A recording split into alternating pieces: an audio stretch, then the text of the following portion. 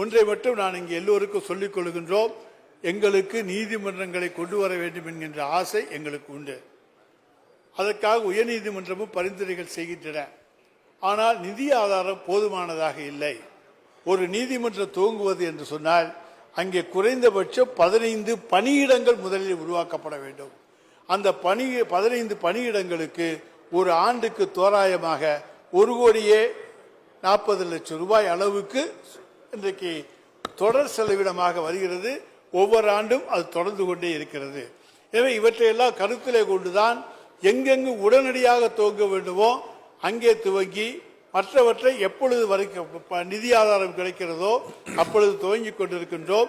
கிருஷ்ணாயபுரத்தில் இருக்கக்கூடிய கடவுர் எங்களுக்கு தெரியும். குளித்தலைக்கு அதுக்கும் அதிக தூரம், அந்த இடைவெளி அதிக தூரமாக இருக்கிறது என்பது தெரியும். அதை இன்றைக்கு நம்முடைய உயர்நீதிமன்றத்துடைய கவனத்துக்கு எடுத்து சென்று மேலும் இங்கே நாங்கள் மட்டும் செய்ய முடியாது, உள்துறையும் நிதித்துறையும் எல்லோருடைய பரிந்துரையும் இருந்துதான் அந்த நீதிமன்றம் துவங்க முடியும். முடிந்த அளவுக்கு இந்த ஆண்டிலே எந்த அளவுக்கு அதற்கான நடவடிக்கைகள் எடுக்க முடியுமோ அதை எடுப்பதற்கு நாங்கள் முயற்சிக்கிறோம் என்பதை மட்டும் இங்கே சொல்லிக் கொள்கிறேன். தருகிறோம் என்று சொல்லவில்லை, முயற்சிக்கிறோம் என்பதை சொல்லிக் கொள்கிறேன். வள்ளியூர்ல மாண்புமிகு சட்டப்பேரவை தலைவர் அவர்களுக்கு சொல்லிக் கொள்கிறேன். உங்களிடத்தில் நேரிலேயே சொல்லிவிட்டேன். நம்முடைய உயர்நீதிமன்றத்தினுடைய பரிந்துரையை எதிர்பார்த்துக் கொண்டிருக்கின்றோம்.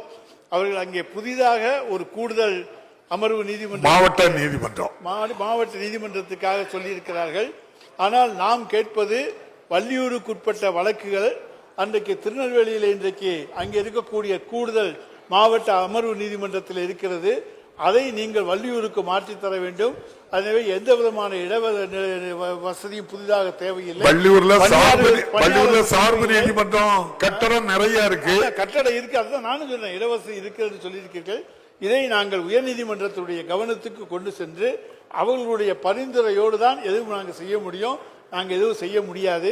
எனவே அதை அவர்களுடைய கவனத்துக்கு கொண்டு சென்று அதற்கு பிறகு உள்துறையும் நிதித்துறையும் உரிய நடவடிக்கைகளை மேற்கொள்ளும் என்பதை உங்களுக்கு தெரிவித்துக் கொள்கிறேன். எப்படி திசையின் விலை உங்களுக்கு வந்ததோ அதுபோல இது வருவதற்கான வாய்ப்புகளை உருவாக்கி தர நாங்கள் நிச்சயமாக இருப்போம். நீங்க சொன்னா செய்து தருவீங்க.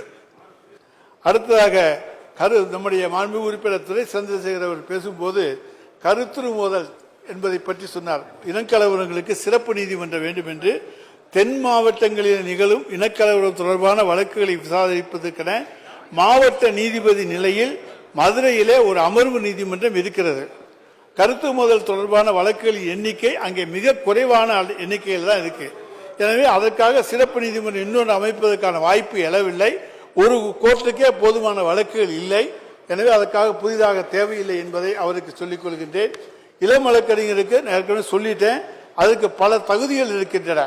எல்லா தகுதிகளையும் பூர்த்தி செய்கின்றவர்களுக்கு நிச்சயமாக அரசு அவர்களுக்கான நிதி உதவியை நிச்சயமாக அவருடைய உதவித்தொகையை வழங்கும் என்பதையும் தெரிவித்துக் கொள்கின்றேன்.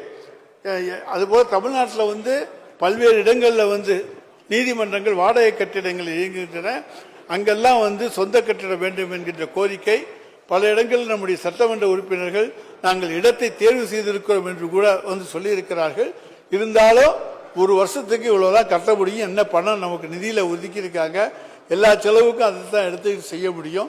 எனவே எந்த அளவுக்கு நீதிமன்றங்களை கொண்டு வர முடியுமோ அந்த அளவுக்கு மாண்புமிகு தமிழ்நாடு முதலமைச்சர் அவர்கள் நீதித்துறைக்கு முக்கியத்துவம் தருகின்ற முதலமைச்சர், நீதியை நிலைநாட்ட வேண்டும் என்று எண்ணுகிற முதலமைச்சர், சட்டம் ஒழுங்கை பாதுகாப்பதிலே அக்கறை உள்ள முதலமைச்சர். எனவே அவர் எந்த அளவுக்கு தர முடியுமோ அவருக்கு நல்ல மனம் இருக்கிறது, தருவார். அப்பொழுது எல்லா இதுவும் நாங்கள் என்னென்னலாம் செய்ய முடியுமோ செய்வோம் என்பதை உங்களுக்கு நான் தெரிவித்துக் கொள்ள கடமைப்பட்டிருக்கின்றேன்.